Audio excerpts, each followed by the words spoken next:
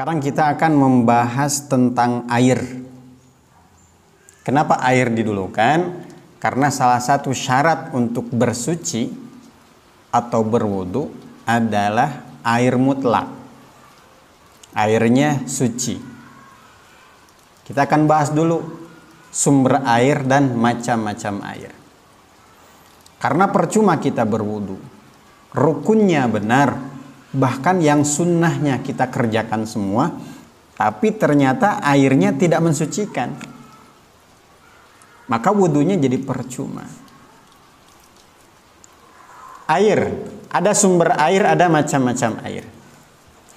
Sumber air yang sah untuk digunakan berwudu, yang pertama air hujan. Jadi kita bisa langsung menggunakan air hujan ketika hujan. Langsung dari pancuran genteng, kita langsung bisa wudu di situ. Kecuali kalau kita memelihara burung. Kalau kita memelihara burung, secara otomatis si burung itu banyak yang bertengger di atas genteng kita. Banyak kotorannya. Sehingga airnya pun najis. Tapi kalau kita tidak memelihara burung, tapi di genteng kita ada kotorannya, namun kita tidak tahu, maka kita tetap diperbolehkan berwudu di air pancuran genteng karena hujan tadi, karena kita tidak tahu di atas genteng kita ada kotoran. Yakini saja bersih. Kemudian yang kedua, air laut, air asin. Walaupun kita wudunya di laut, tapi tetap kita harus irit menggunakannya. Yang ketiga, air sungai. Air sungai ini kalau sudah berubah berwarna coklat, ini masih bisa digunakan. Karena berubahnya dengan sendirinya, bukan dirubah. Tetapi kalau airnya sudah berubah menjadi warna hitam, itu kayaknya bukan air sungai lagi, tapi air limbah. Maka namanya sudah berubah. Ini bukan air sungai, tapi air limbah. Itu tidak bisa digunakan lagi untuk berwudu. Yang keempat, air sumur. Yang kelima, air sumber atau mata air. Yang kelima, air es atau salju yang sudah dicairkan dulu. Kalau dalam bentuk salju, bagaimana mau mengalir? Gak bisa. Maka harus dicairkan dulu. Yang ketujuh, air embun. Bukan mengusapkan wajah kita ke embun, tapi kita mengumpulkan air dari embun-embun tersebut sehingga terkumpul satu gelas atau satu gayung. Bukan diusap-usap kepala kita.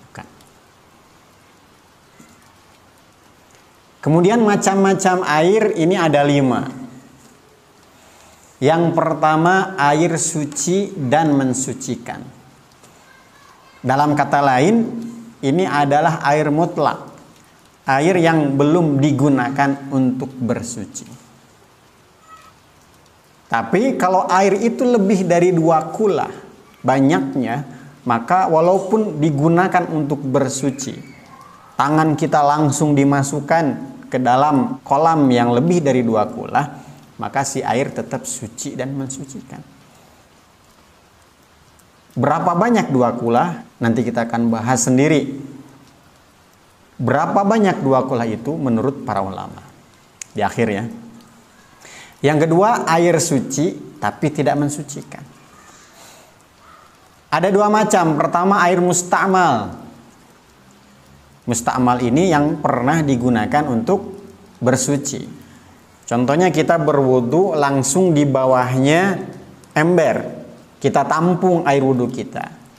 Nah, bekas air wudu kita ini menjadi musta'mal. Tidak bisa digunakan lagi untuk bersuci.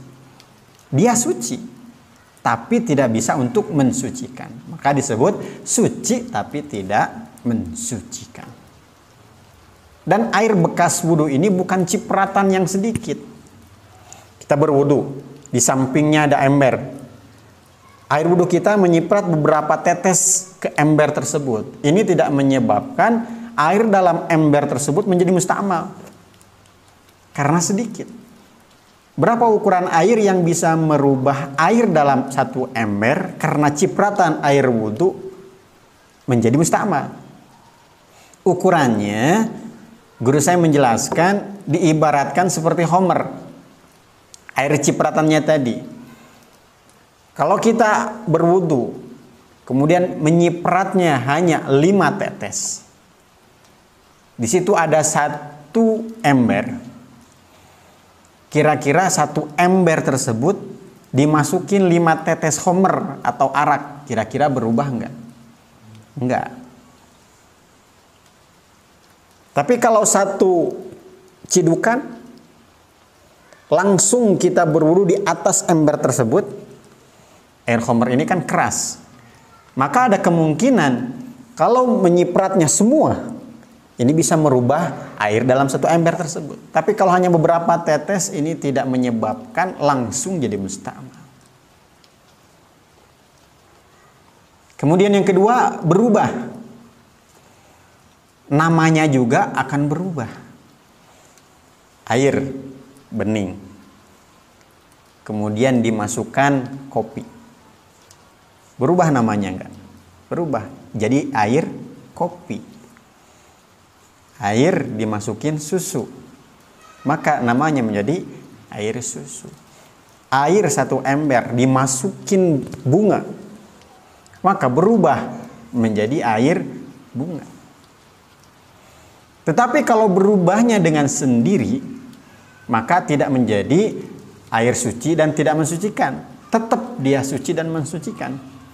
Contohnya, ada 1 kolam, tapi dikhususkan untuk berwudu, bukan kolam ikan.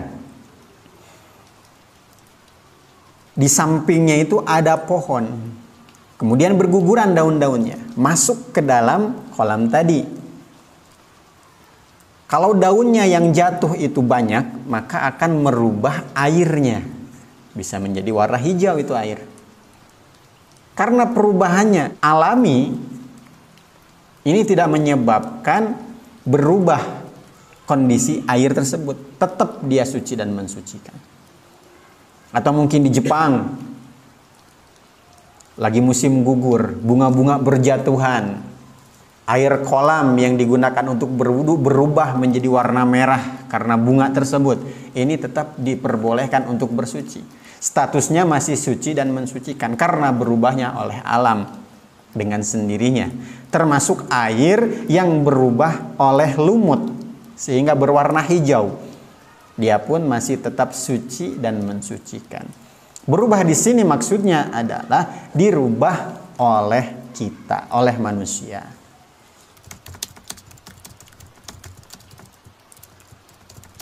Yang ketiga, air suci dan mensucikan, tapi makruh.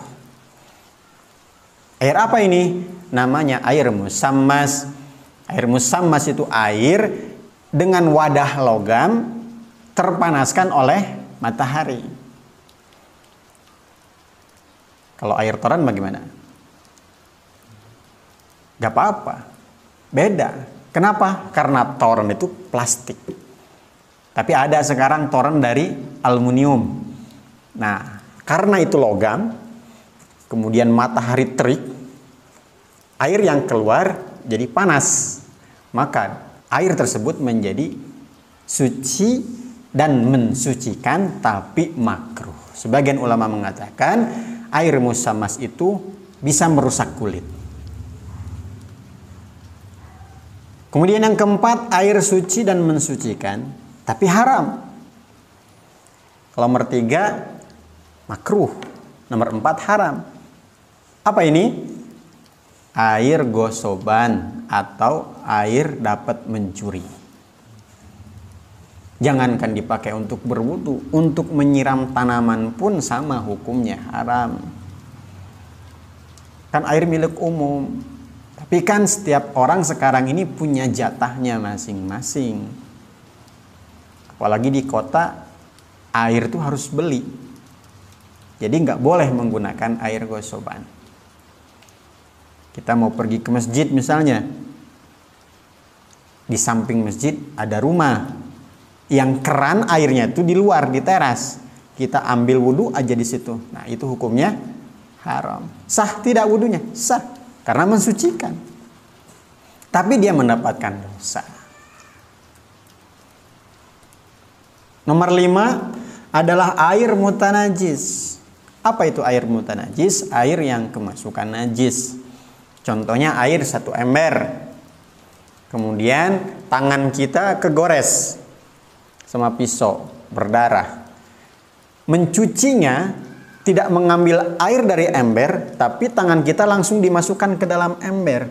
Maka air 1 ember itu menjadi mutanajis. Jadi macam air yang bisa digunakan untuk berwudu ini ada 3. Yang pertama air suci dan mensucikan. Yang kedua air suci dan mensucikan tapi makruh. Yang keempat air suci dan mensucikan tapi haram. Yang tidak bisa digunakan 2 ini yang saya buletin. Air suci tidak mensucikan, musta'mal atau sudah berubah. Yang kelima air mutanajis. Namun ketika air itu banyak, walaupun kemasukan najis, tangan kita berdarah langsung dimasukkan ke air tersebut. Kita berwudu langsung di atasnya, bahkan tangan kita langsung dimasukkan. Ini tidak akan merubah sifatnya. Dia tetap suci dan mensucikan. Namanya air 2 kula. Lantas berapa sih ukuran 2 kula? Kita akan bahas.